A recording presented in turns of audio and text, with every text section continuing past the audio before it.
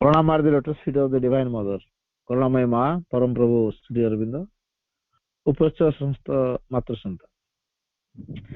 ଆଜି ଗୋଟେ ବିଷୟ ଉପରେ ଆଲୋଚନା ରଖିବା ଗୋଟେ ମାନେ ଯୋଉ ନୂତନ ଚେତନା ପ୍ରତି ଆମ ମାନଙ୍କର ଭୂମିକା କଣ। ଶ୍ରୀ ଅରବିନ୍ଦ ଯୋଉ ନୂତନ ଚେତନା କଥା କହିଛନ୍ତି, ଅତିମାନସ ଚେତନା, ସେ ଅତିମାନସ ଚେତନା ବିଷୟରେ ଆମ ମାନଙ୍କର କଣ କେମିତି ଭୂମିକା ରହିବ। ପ୍ରଥମ କଥା ଯେ ଅତିମାନସଟା କଣ ଆମର ଧାରଣାରେ ଅଛି। ଆଜ୍ଞା ଆମେ ତ ମାନସିକ ପ୍ରାଣୀ, ମନ ପ୍ରଧାନୀ ଜୀବ, ଯୋଉ ମନ କି ଅଜ୍ଞାନତାରେ ପୂର୍ଣ୍ଣ। ଆମେ ହଉଛେ ସେଇ ଅଜ୍ଞାନତାରେ ପୂର୍ଣ୍ଣ ହେଇଥିବା ମନର ଏକ ଏକ ପ୍ରତିନିଧି ହେଇଛୁ, ମନ ଦ୍ଵାରା ପରିଚାଳିତ ହଉଛି। ତେଣୁ ଯୋଉ ମନ ଅଜ୍ଞାନୀ ସିଏ ଆମକୁ ପରିଚାଳିତ କରୁଛି। ତେଣୁ ଆମର ଜୀବନଟା କୁଆଡେ ଯାଉଥିବ ଟିକେ ଅନୁମାନ କରିବା। ଶ୍ରୀ ଅରବିନ୍ଦ କହିଲେ mind is an instrument of ignorance trying to know. ମନ ହଉଛି ଅଜ୍ଞାନତାର ଗୋଟିଏ ଯନ୍ତ୍ର, ଯିଏକି ଜାଣିବାକୁ ଚାହୁଁଥାଏ। ତେଣୁ ଏଥିରୁ ସ୍ପଷ୍ଟ ଆମେ ହେଇଗଲେ ଯେ ମନ ହଉଛି ଅଜ୍ଞାନତାର ଯନ୍ତ୍ର, ସେ ଜାଣିବାକୁ ଚାହୁଁଛି କିନ୍ତୁ ଅଜ୍ଞାନତାର ଯନ୍ତ୍ରଟେ। ସେଇ ମନ ଯଦି ଆମକୁ ପରିଚାଳିତ କରିବ, ଯେ ଅଜ୍ଞାନତା ଯନ୍ତ୍ର, ସେ ଆମକୁ ଅଜ୍ଞାନତା ଦିଗରେ ହିଁ ପ୍ରେରଣା ଦବ, ଅଜ୍ଞାନତା ଦିଗରେ ହିଁ ପରିଚାଳିତ କରିବ। ତେଣୁ ଯଦି ଆଜି ପର୍ଯ୍ୟନ୍ତ ଆମେ ମନ ଦ୍ଵାରା ପରିଚାଳିତ ହେଇଛୁ, ତାହେଲେ ଆମେ କୁଆଡକୁ ଯାଇଥିବୁ? ଅଜ୍ଞାନ ଆଡେ ଯାଇଥିବୁ ନା ଜ୍ଞାନ ଆଡେ ଯାଇଥିବୁ? ଯଦି ଏବେ ସମୟ ଆସିଛି, ଯଦି ଆମେ ଏଇ କଥାଟା ଚିନ୍ତା ନ କରି ପାରିବା, ତାହେଲେ ଆମେ ସେ ନୂତନ ଚେତନା ପ୍ରତି ପ୍ରସ୍ତୁତ କିଛି ହେଇପାରିବାନି। ଜଣେ ସେ ନୂତନ ଚେତନାଟା ପ୍ରତି ପ୍ରସ୍ତୁତ ହବା ପାଇଁ ଆଗ ଇଚ୍ଛା କରୁ। ତେଣୁ କାହିଁକି ଇଚ୍ଛା କରିବ? ତାର କଣ ଆବଶ୍ୟକତା ଅଛି? ସେ ତ ସଂସାରକୁ ଆସିଛି, ତା ବାପା ମା ତ ପାଠଶାଠ ପଢେଇବେ, ଲାଳନ ପାଳନ କରିବେ, ଭଲ ମନ୍ଦ ବୁଝିବେ, ଖାଇବ ପିଇବ, ଆଉ ପାଠଶାଠ ପଢି ଚାକିରି କରିବ, ଅୟସ ଆରାମ କରିବ, ବିଳାସପ୍ରିୟ ଜୀବନ ବଞ୍ଚିବ, ଲାଇଫଟା ଯେତେ ଦିନ ଥିବ ତାର ଏନ୍ଜୟ କରିବ, ଆଉ କମ୍ଫର୍ଟେବଲି କଟେଇବାକୁ ଚାହିଁବ, ବିଳାସପ୍ରିୟ ଜୀବନ ଭିତରେ ହଜେଇବାକୁ ଚାହିଁବ। ତ ସୁଖ ମୋଟାମୋଟି ସୁଖକର ଜୀବନଟେ ଚାହିଁବ। ଆଉ ସୁଖ ପାଉଛି, ଆଉ ତେଣୁ କାହିଁକି ତାର ଭଗବାନ ଡାକିବ? କଣ ଦରକାର? ବା ସେ ଅତିମାନ ଚେତନା ପ୍ରତି ସେ କାହିଁକି ପ୍ରସ୍ତୁତ ହବାକୁ ଚାହିଁବ? ଆଗ ତାର ଆବଶ୍ୟକତା ଅଛି। ସେ ଟିକେ ପ୍ରଶ୍ନ କରୁନି ଯେ ତ ଏଇ ଆବଶ୍ୟକତା କେମିତି ଆସିବ। ସେ ଆଗ ପ୍ରଶ୍ନ କରୁ ତା ନିଜ ଭିତରେ, ମୁଁ ତିନିଟା କଥା ଯୋଉ କହିଥିଲି, ମୁଁ କଣ କରୁଛି, କାହିଁକି କରୁଛି, କି ଭାବରେ କରୁଛି, ତିନିଟା କଥା ଟିକେ ମନେ ପକେଇବ। ତାହେଲେ କଣ ହବ? ସେ ଜାଣିବ ଯେ ମୁଁ କଣ କରୁଛି। ପାଠଶାଠ ପଢୁଛି, ଚାକିରି କରିଛି, ପଇସା ରୋଜଗାର କରୁଛି, ଖର୍ଚ୍ଚ କରୁଛି, ମୋର ଯେତେବେଳେ ଯୋଉଟା ଇଚ୍ଛା ହଉଛି ତାକୁ ପୂରଣ କରୁଛି, ଅର୍ଥ ବିନିଯୋଗ କରୁଛି, ସେଥିପାଇଁ ଅର୍ଥ ରୋଜଗାର କରିବା ମତେ ପରିଶ୍ରମ କରିବାକୁ ପଡୁଛି।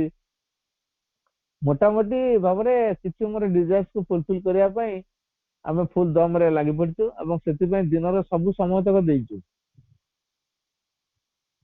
କିନ୍ତୁ ଆମର ଯିଏ ଅସଲ ସତ୍ତାଟି, ତା ପାଇଁ କଣ କରିଛୁ? ଯୋଉ ଅନ୍ତରାତ୍ମାଟି ଆମେ ପାଇଛେ ଏବଂ ତାର ବିକାଶ ପାଇଁ ଆମେ କଣ କରୁଛେ? ପ୍ରଶ୍ନ କରିବା, ମୁଁ କଣ କରୁଛି ଆଉ କାହିଁକି କରୁଛି? ମୋ ପରିବାର ପାଇଁ କରୁଛି, ନା ମୋ ଅହଂକୁ ତୁଷ୍ଟ କରିବା ପାଇଁ କରୁଛି, ନା ମୋ କ୍ଷମତାକୁ ଦେଖିବା ପାଇଁ କରୁଛି, ନା ମୋ ପଦବୀର ପ୍ରଭାବ ଦେଖିବା ପାଇଁ କରୁଛି, ନା ଲୋକମାନଙ୍କ ଦ୍ଵାରା ପ୍ରଶଂସିତ ହେବି, ଲୋକ ମତେ ପ୍ରଶଂସା କରିବେ, ମୁଁ ସେଥିପାଇଁ କରୁଛି, ନାମ ଯଶ ପାଇଁ କରୁଛି, ନା ହଁ ଦେ କଣ କରିବା, ଚାକିରି ବାକିରି ତ ସରିଲା, କୁଆଡେ ଦିନ ସାରା ମାନେ ଜୀବନର ତ ଅଧା 3-5 ଦିନ ପଳେଇଲା, ଚାକିରି ଟଙ୍କା ପଇସା ଏବେ ଟିକେ ଆସିବା, ଭଗବାନ କଣ କରିବା। ଆଉ ତ ଗୋଟେ ଟାଇମ ପାସ୍ ଉଦ୍ଦେଶ୍ୟରେ ସେମାନେ ଭାବିଲେ ଘରେ ଖାଲିଟା କେତେ ବସିବା, ତେଣୁ ଯିବା ଟିକେ ସେଣ୍ଟର ଆଡେ ଯିବା, ଆଉ ଯିବା ଟିକେ ଗପସପ କରିବା, ଟିକେ ପଢିବା, ବାସ ଆସିବା। ଏମିତି ଭାବରେ ଗୋଟେ ଆସିଲେ ଗୋଟେ ଟାଇମ ପାସ୍। ବର୍ଷା ହେଇଛି, ଆଜି ତ ବର୍ଷା ହଉଛି, କିଏ ଯାଉଛି।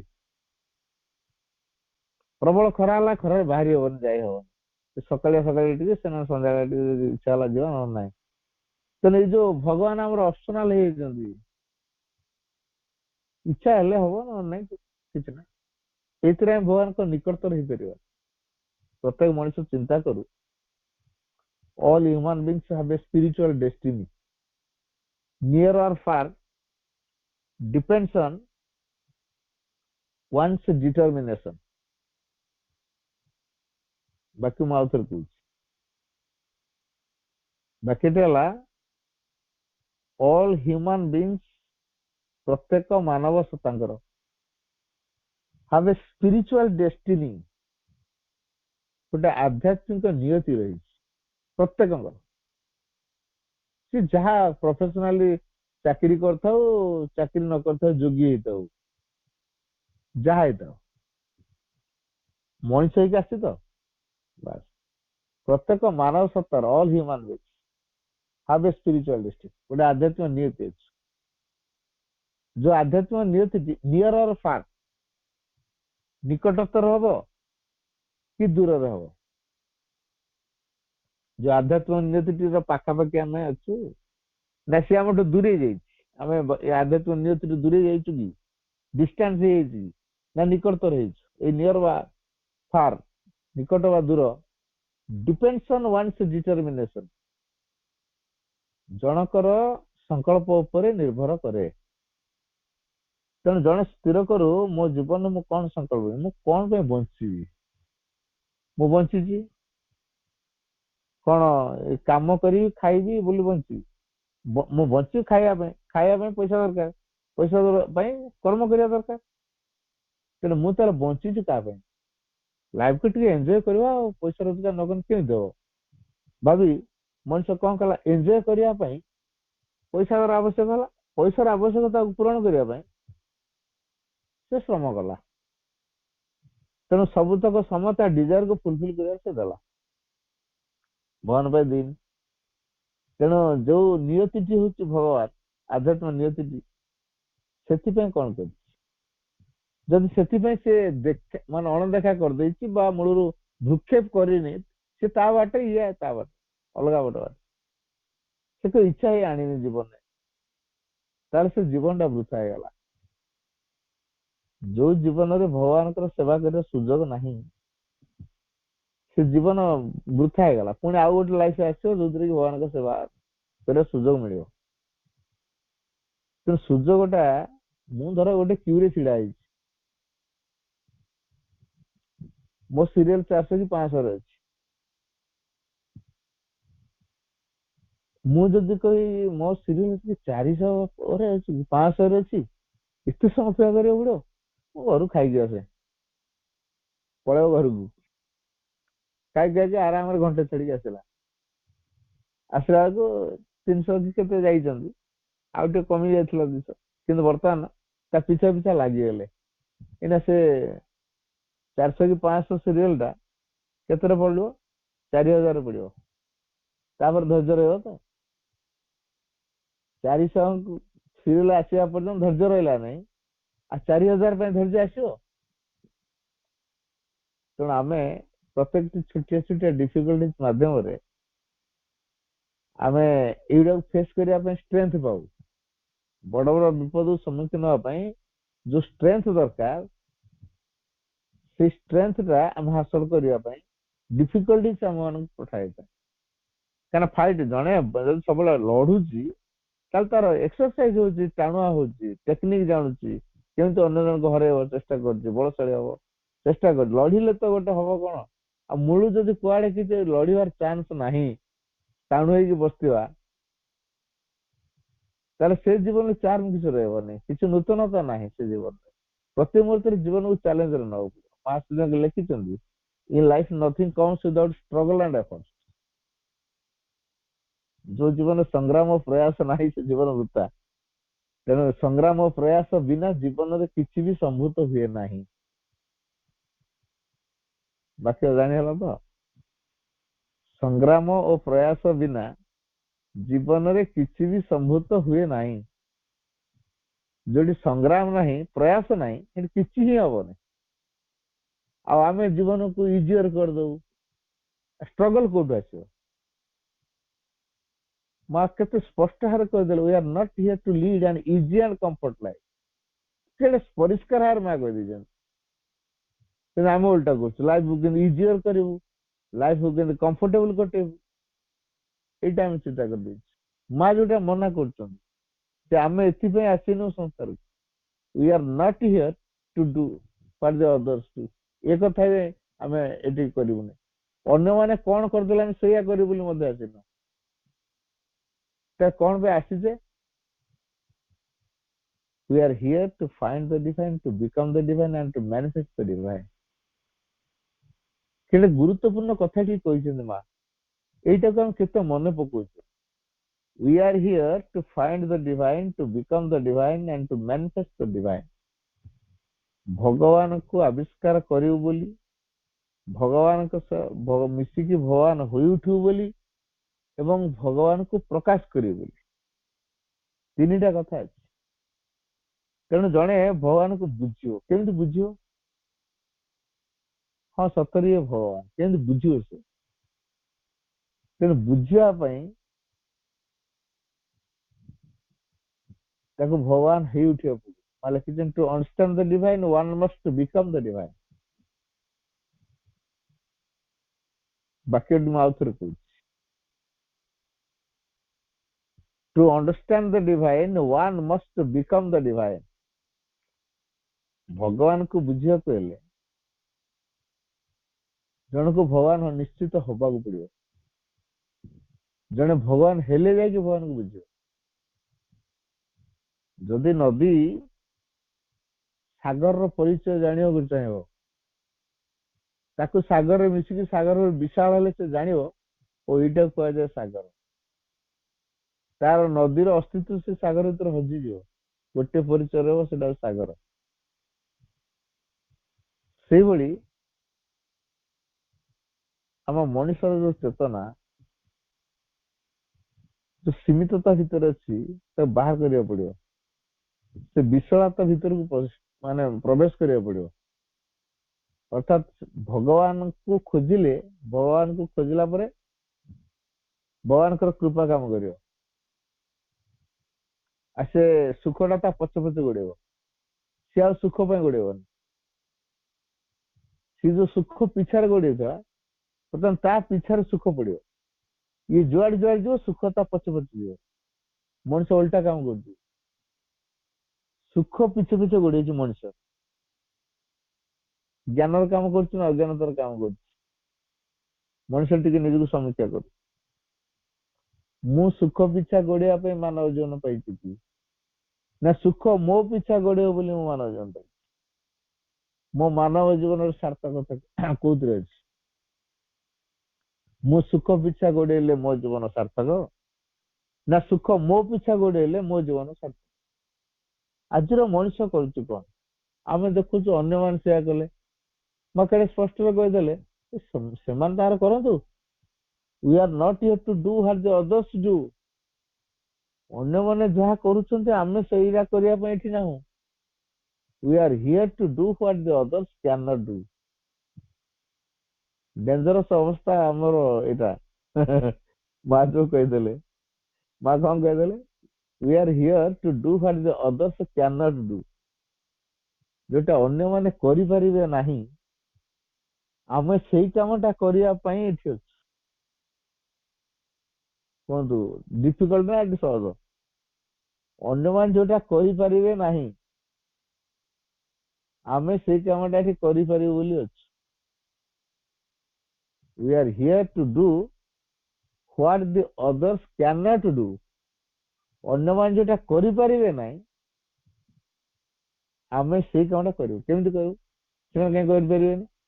because they do not have idea that it can be done। they do not have idea that it can be done। এইটা যে ହେଇପାରେ ଏମିତି, ସେମାନଙ୍କ ସେ ଧାରଣା ହିଁ ନାହିଁ। ମଣିଷକୁ ଏଇନା ଯଦି କୁହାଯାଏ ଅତିମାନ ଆସିବେ, ତାଙ୍କର ଏମିତି ଖାଦ୍ୟପେୟ ଦରକାର ହବନି, ସେମାନେ ବୁଢା ହେବେନି, ଡିଭାଇନ ବିୟୁଟିଚ୍ୟୁଡ ପ୍ରକାଶ କରିବେ, ଫ୍ଲେକ୍ସିବୁଲ ହେବେ, ଖରା ବର୍ଷ ଶୀତ ସବୁ ସହିପାରିବେ, ସେ ଗୋଟେ ଅଲଗା ପ୍ରକାର। ମଣିଷ ଏବେ କଣ ରାଜି ହେଇଯାଇଛି? ଆଉ କିଏ ଟିକେ ହୁଅନ୍ତୁ ଦେଖିବା, ଆମେ ଦେଖିବୁ ତାପରେ ହବୁ ନା ଆଉ। କେମିତି ହେଲେଣି ନା ହେଇନାହାନ୍ତି? ହେଇନାହାନ୍ତି ତ ହେଇସାରନ୍ତୁ କିଏ ଜଣେ। ମଣିଷର କ୍ୱେଶ୍ଚନ ଏଇଭଳିଆ କି ହେଇସାରନ୍ତୁ, ଆମେ ଦେଖିବୁ ତାପରେ ହବ। ଯୋଉମାନେ ଅନ୍ୟକୁ ଫଲୋ କରନ୍ତି ସେମାନେ ଏଇ ପ୍ରିନ୍ସିପଲକୁ ଆଡପ୍ଟ କରନ୍ତି। ଅନ୍ୟମାନେ କି ହେଲେଣି ନା ହେଇନାହାନ୍ତି? ହେଇନାହାନ୍ତି ତ ହେଇସାରନ୍ତୁ, ତାପରେ ଯେ ମୁଁ ଗ୍ରହଣ କରିବି ଆଉ। ଅଛି ତ ସମୟ, ବ୍ୟସ୍ତ କାହିଁକି? ଅନ୍ୟମାନେ କିଏ କରନ୍ତୁ, ଅଛି ତ ମୋ ଲିଷ୍ଟ ରଖିଥା। ଅନ୍ୟମାନେ କଲା ପରେ ମୁଁ ଅଛି, ମୋ ଲିଷ୍ଟ ରହିବ। କିନ୍ତୁ ଅନ୍ୟମାନେ କଲା ପରେ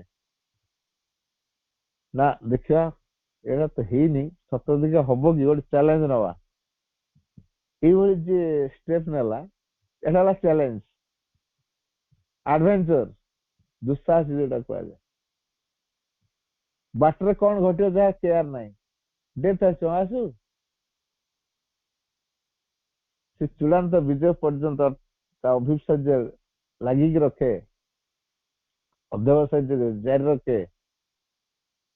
ଆଉ ଚୂଡାନ୍ତ ପର୍ଯ୍ୟନ୍ତ ଯିଏ ଯାଏ, ଭିକ୍ଟ୍ରି ତାର ସଟନ ହେଇଯାଏ, ଅର୍ଥାତ ବିଜୟ ତାର ସୁନିଶ୍ଚିତ ହେଇଯାଏ।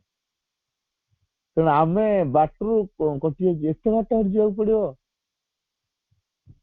ନା ଯାଇ ହବନି, ପଳେଇବା, ଫେରୁଛେ।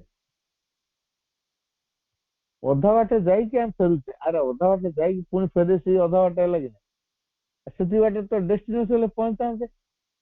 ମଣିଷ ଅଧା ବାଟରୁ ଫେରି ଆସୁଛି, ଫେରିବାରେ ମଧ୍ୟ ଭଲ ସାହାଯ୍ୟ କରନ୍ତି ବୀର ଶକ୍ତି ମାନେ। ବୀର ଶକ୍ତି ମାନେ ଫେରିବାରେ ଭଲ ସାହାଯ୍ୟ କରନ୍ତି। କେମିତି? ସେ ଗୋଟେ ଗୋଟେ ସକ୍ସେସ ଦେଖେଇଦେବେ, ଆଉ ଆମେ ତ ସକ୍ସେସ ପିଛା ଗୋଡେଇଛୁ। ସକ୍ସେସ ପିଛା ତ ଗୋଡେଇଛୁ, ଗୋଟେ ପରେ ଗୋଟେ, ଗୋଟେ ପରେ ଗୋଟେ ଆଚିଭ କରି କରି ଚାଲିଛୁ। ଆଉ କାଳେ ଫେଲୁଅର ହେଇଯିବି କିରେ, ଭୟଟା ଥାଏ। କଣ କଲେ ଫେଲୁଅର ହବନି, ଟିକେ ଟ୍ରାକ ରୁ ଦୂରେଇ ଗଲେ, ଆଜିକାଲି ତ ଟଙ୍କା ପଇସା କାରବାର ସବୁ, କାହାକୁ ଟିକେ ଘୁଷ ଘାସ କିଛି ଦେଇଦେଲେ ମିଛଟା ସତ ହେଇଯିବ। ମଣିଷ ଏଇ ପ୍ରକାର ନିଜର ଯୋଉ ବିଫଳତା ଭୟରେ ସେ ଅସତକୁ ଆପଣେଇଛି, ଅସ୍ତ୍ର କରିଛି। ତେଣୁ ତା ଜୀବନ ଯାତ୍ରା କୁଆଡକୁ ଯିବ ଅନୁମାନ କରନ୍ତୁ। ଆମେ ଯୋଉ ଜୀବନକୁ ସମୀକ୍ଷା କରିବା ବର୍ତ୍ତମାନ, କାହିଁକି ଆମେ ସେ ଉଚ୍ଚତର ଶକ୍ତି ପ୍ରତି ଆମେ ଖୋଲି ହବା, ଇଚ୍ଛା କରିବା? ବର୍ତ୍ତମାନ ଆମେ କୋଉ ପ୍ରକାର କ୍ରୁସିଆଲ ଷ୍ଟେଜରେ ଅଛୁ ଚିନ୍ତା କରନ୍ତୁ। ଆମେ ସଫଳତା ପିଛା ଗୋଡି ବିଫଳତାର ଭୟରେ, କାଳେ ବିଫଳତା ପଳେଇ ଆସିବ, ଅସୁବିଧା ହେଇଯିବ, କଣ କଲେ ବିଫଳତା ଆସିବ ନାହିଁ, ସେଥିପାଇଁ ଯୋଉ ଅସତ ଉପାୟ ଅବଲମ୍ବନ କଲୁ, ଆମ ଜୀବନ କୁ ବୀର ଶକ୍ତି ତା କବଳିତ କରିଦେଲା। ଅସତକୁ ଗ୍ରହଣ କଲା ମାନେ, ଭଗବାନଠୁ ଦୂରେଇ ଗଲା ମାନେ, ମୋଟାମୋଟି ସଫଳତା ଚାହିଁଲା ମାନେ, ବୀର ଶକ୍ତିର ଟ୍ରିକ୍ ହେଲା ସେ ସଫଳତା ମାଧ୍ୟମରେ ତା ଆଡକୁ ସେ ଆକୃଷ୍ଟ କରିବ। ଆଉ ମଣିଷ ସେଠି ଡେଇଁଛି, ନିଆଁ ଜଳୁଛି, ପୋକ ଡେଇଁବ, ମରିବ ନା ବଞ୍ଚିବ? କିନ୍ତୁ ପତଙ୍ଗ ମାନେ ସେ ନିଆଁକୁ ଦେଖି ଆସିକି ଝାସ ଦିଅନ୍ତି, ଶେଷରେ କଣ ହୁଏ? ମରିବାଟା ନିଶ୍ଚିତ ହେଇଯାଏ। ବୀର ଶକ୍ତି ସେ ସଫଳତା ରୂପକ ଲାଳସାଟା ଦେଖେଇଛି, ମଣିଷ ସେଠି ଡେଉଁଛି। ତାପରେ ପତଙ୍ଗ ଯଦି ନିଆଁକୁ ଝାସ ଦେଲା ଅବସ୍ଥା ଯାହା, ମଣିଷର ଅବସ୍ଥା ସେଇଆ। ଏଥିପାଇଁ ତା ଜୀବନ ଉଦ୍ଦିଷ୍ଟ ହେଇନଥିଲା। ତେଣୁ ଅନାନ୍ତରିକତା ଦ୍ଵାରା, ଅର୍ଥାତ ଭଗବାନଙ୍କୁ ନ ଚାହିଁବା ଦ୍ଵାରା ବୀର ଶକ୍ତିର କବ୍ଜାରେ ପଡିଲା। ତାପରେ ରସାତଳ ଯାଇ ହବା ପାଇଁ ବାଟ ଖୋଲିଗଲା। ପୁଣି ଗୋଟେ କେତେବେଳେ ସମୟ କୋଉଠି ଗୋଟେ ଆଙ୍ଗେଲ ରେ ଥାଏ, ସେ ତଳୁ ପୁଣି ଉଠିବାର ପ୍ରୟାସଟା ହୁଏ। ଗଛକୁ ଚଢିବା ବହୁତ କଷ୍ଟ।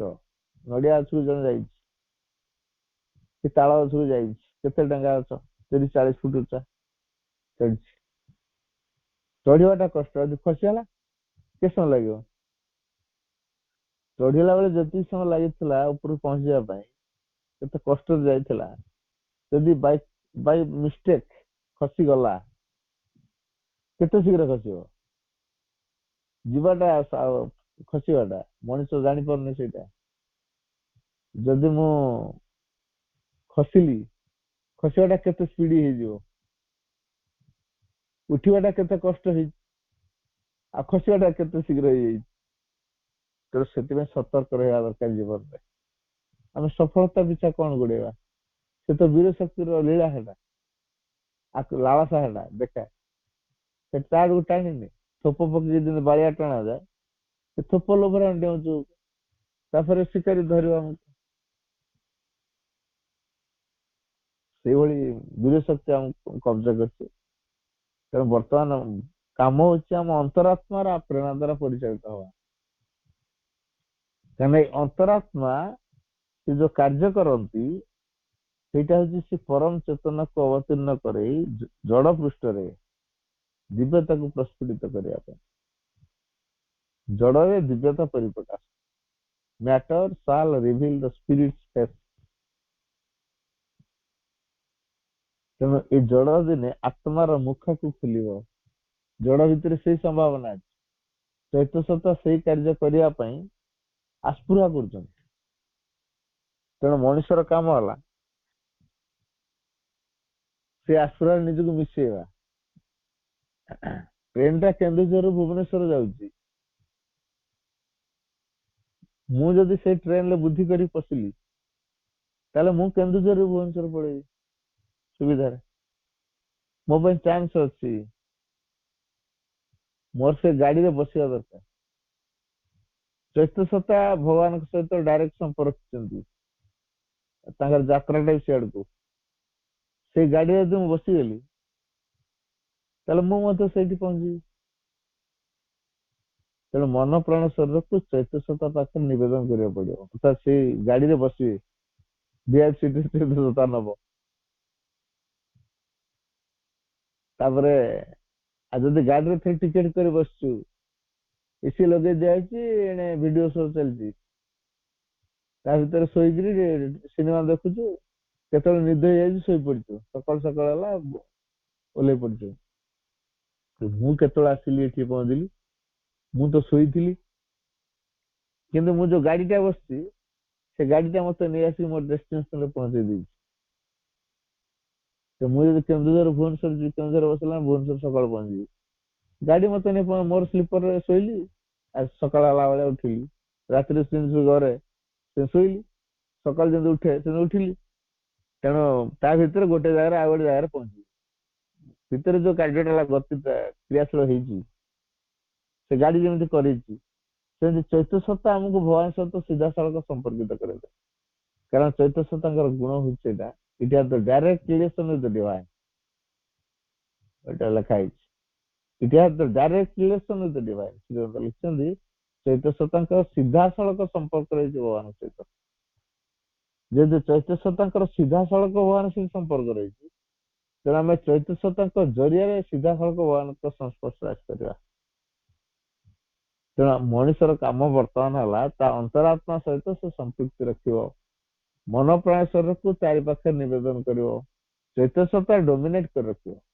ତାପରେ ସେ ଚୈତ ସତ୍ତା ଯୋଉ ପରମଙ୍କ ସହିତ ସମ୍ପର୍କ ଯୋଡୁଛନ୍ତି, ସେଇ ପରମ ଚେତନା ଯେତେବେଳେ ରାଜ କରିବେ,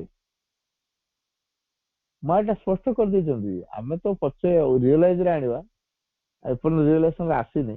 ମା ତ ଫାଷ୍ଟ ସାଇଡ୍ ମାନେ ପ୍ରଥମ ଦେଖାରେ ଯୋଉଟା, ପ୍ରଥମେ ଯେତେବେଳେ ଶ୍ରୀରାମ ଦେଖିଲେ, ସେ ସେଇଠି ଅଭିଭୂତ ହେଇଥିଲେ।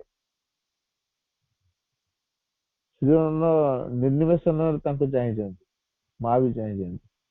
ଖାଣ୍ଟି ଭାରତୀୟ ନାରୀଙ୍କ ଢଙ୍ଗରେ ସେ ପ୍ରଣାମ ବି କରିଛନ୍ତି। 45 ମିନିଟ୍ସ ପୁରା ନୀରବ, ସତେଜ ଗୋଟେ ମହାନ ଶକ୍ତି ସେଠି ବାତାବରଣରେ କ୍ରିୟା କରିଛି। ପୁରା ଶାନ୍ତ ନୀରବ ବାତାବରଣ ତିଆରି କରିଛି, ଗୋଟେ ସ୍ପିରିଚୁଆଲ ଡିସେଣ୍ଡିଂ, ଯୋଉଟା କି ଆଧ୍ୟାତ୍ମ ଅବତରଣ ସେଠି ଘଟିଯାଇଛି।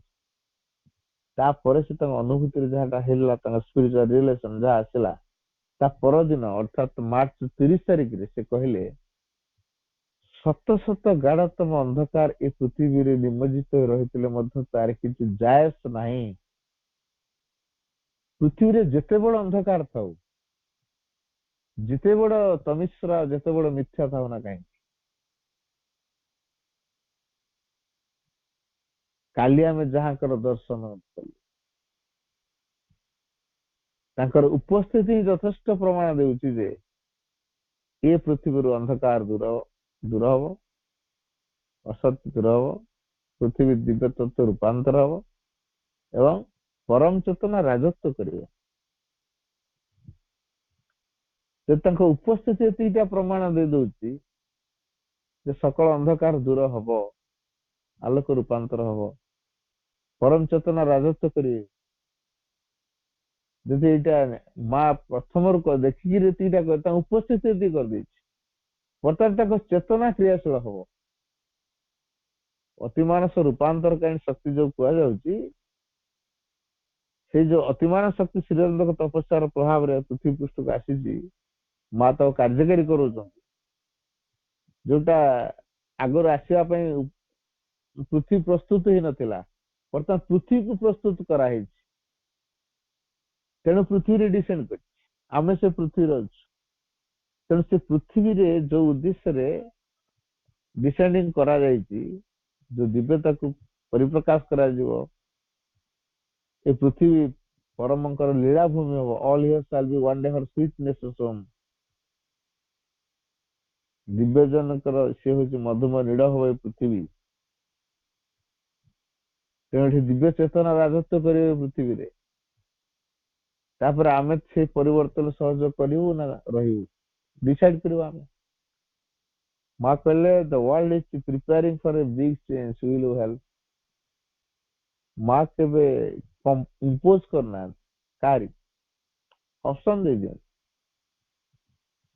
ତେଣୁ ବର୍ତ୍ତମାନ ସେମିତି ଗୋଟେ ଆହ୍ୱାନ ଦିଆଗଲା ଆମକୁ ଯେ ଗୋଟେ ପୃଥିବୀ ବିରାଟ ପରିବର୍ତ୍ତନ ହବ, ତମେ ଏଥିରେ ସହଯୋଗ କରିବ କି? ଯଦି ଦିବ୍ୟ ରୂପାନ୍ତର ପୃଥିବୀରେ ସମ୍ଭବ କରିବାକୁ ଯାଉଛନ୍ତି ପ୍ରଭୁ, matters shall reveal the spirit's face.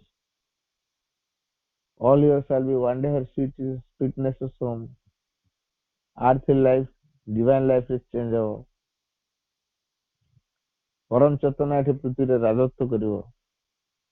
ଏଇ ଯୋଉ କଥା ଗୁଡାକ ଆଗରୁ କହିସାରିଛନ୍ତି, ଆମେ ସେଗୁଡା ପ୍ରତି କେତେ ଦୂର ରିଅଲାଇଜରେ ଆଣିଛୁ, ଆମେ ସେଥିରେ ସହଯୋଗ କରିବା ନା ତା ଅପୋଜିଟ ରେ ଯିବା? ଯଦି ଅପୋଜିଟ ରେ ଯାଉ, ତାହେଲେ ସେ ଯୋଉ ଡିଭାଇନ ବ୍ଲୋ ସବୁ ବାଜିବ ବାଟକୁ ଆଣିବା ପାଇଁ। ତେଣୁ ଆମେ ଯେହେତୁ ମନ ପ୍ରାଣ ଦ୍ଵାରା ପରିଚାଳିତ ହେଇଯାଇଛୁ, ମନ ପ୍ରାଣ ଶରୀର ଦ୍ଵାରା, ତେଣୁ ବାଟରୁ ଆମେ ଦୂରେଇ ଯାଇଛୁ। ତେଣୁ ଛାଟ ନିହାତି ବାଜିବ। ତେଣୁ ସେ ଛାଟଟା ଆମକୁ ବାଟକୁ ଆଣିବା ପାଇଁ, ସେଇଟା କୁହାଯାଏ ଡିଭାଇନ ବ୍ଲୋ। ଭଗବତ ଧାରାକୁ ଆଣିବା ପାଇଁ ଭଗବାନଙ୍କ ଛାଟ ବାଜି ଯୋଉଟା କୁହାଯାଏ, ସେଇଟା ହଉଛି ଯେ ଡିଫିକଲ୍ଟିଜ। ସେ ଡିଫିକଲ୍ଟି ଯୋଉଟା ଆଡଭର୍ସ ଦ୍ଵାରା ହିଁ ସମ୍ଭବ ହୁଏ, ବେଶୀ ସେମାନେ ତାକୁ ହିଁ କରାନ୍ତି। ଆଉ ତାଙ୍କରି ଦ୍ଵାରା ଆମେ ଭଗବାନଙ୍କୁ ଯେହେତୁ ଅଧିକ ବ୍ୟାକୁଳ ହେଇକି ତାକୁ ନିକଟତର ହେଇଯାଉ। ଯଦି ସେମାନେ ବିରୋଧ ନ କରିଥାନ୍ତେ, ଭଗବାନଙ୍କୁ ବ୍ୟାକୁଳ ହେଇକି ଡାକି ନଥାନ୍ତୁ ନା। ଡାକିଲୁ ବୋଲି ତ ନିକଟତର ହେଲୁ, ଭଗବାନଙ୍କର ଉପଲବ୍ଧି ଆମର ଆସିଲା, ଡିଭାଇନ ରିଲେସନ ଆମର ଆସିଲା। ତେଣୁ ଆମ ସାଧନାରେ ସେ ବହୁତ ମାତ୍ରାରେ ସହଯୋଗ କଲା। ତ ଏ ଦୃଷ୍ଟିରୁ ଆମେ ଆଡଭର୍ସ ଫୋର୍ସକୁ ବ୍ଲେମ କରିବାଟା ଉଚିତ ନୁହଁ, କାରଣ ଦେ ଆର ଦ ସଟିଷ୍ଟିଟ୍ୟୁଟ ଟୁୱାର୍ଡସ ଦ ଡିଭାଇନ। ସେ ତାଙ୍କ କାମ କରିବା କଥା ସେ କରୁଛନ୍ତି, ଆମର କାମ ହେଲା ଆମେ ଆସ୍ପୃହା କରିବା, ଚୈତନ୍ୟ ସତ୍ତାଙ୍କର ପ୍ରଭାବରେ ଆମେ ଆସିବା, ମନ ପ୍ରାଣ ଶରୀର ସୂତ୍ରରେ ପରିଚାଳିତ କରିବା, ଆସ୍ପୃହା ମୋଟାମୋଟି କରିବା ଆମ କାମ। ମାଙ୍କ ପ୍ରଭାବ ଗ୍ରହଣ କରିବା ପାଇଁ ଓପନ ହେଇକି ରହିବା, ଉନ୍ମୁକ୍ତ ହେଇକି ରହିବା, ଏଇଟା ହେଲା ଆମ କାମ। ତାଙ୍କୁ ସ୍ମରଣରେ ଆଣି ସବୁବେଳେ ତାଙ୍କୁ ସ୍ମରଣରେ ଆଣିବା, ଏଇଟା ହେଲା ଆମ କାମ। ତାଙ୍କ ନିମିତ୍ତ କାର୍ଯ୍ୟ କରିବା, ଏଇଟା ହେଲା ଆମ।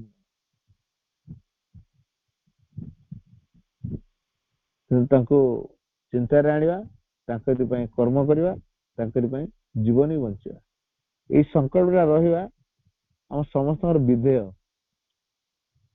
ତାପରେ କିଏ କୋଉ ପ୍ରକାର ସଂକଳ୍ପ ଡିସାଇଡ ନିଜେ କରିବେ, କିନ୍ତୁ ଏଇଟା କରିବା ଉଚିତ। ପ୍ରତ୍ୟେକ ମାନବ ସତ୍ତା ଏଇଟା କରିବା ଉଚିତ। ଏଇଟା ହଉଛି ଆମର ଲକ୍ଷ୍ୟ। ନିଜର ଆତ୍ମା ସହିତ ଯୁକ୍ତ ହୋଇ ପରମଙ୍କ ମଧ୍ୟରେ ନିମଗ୍ନ ହେଇଯିବା। ତେଣୁ ଏଇ ଲକ୍ଷ୍ୟକୁ ଆମେ ସାକାର ରୂପ ଦେବା, ସେଥିପାଇଁ ପ୍ରଯତ୍ନ କରିବା। ଧନ୍ୟବାଦ।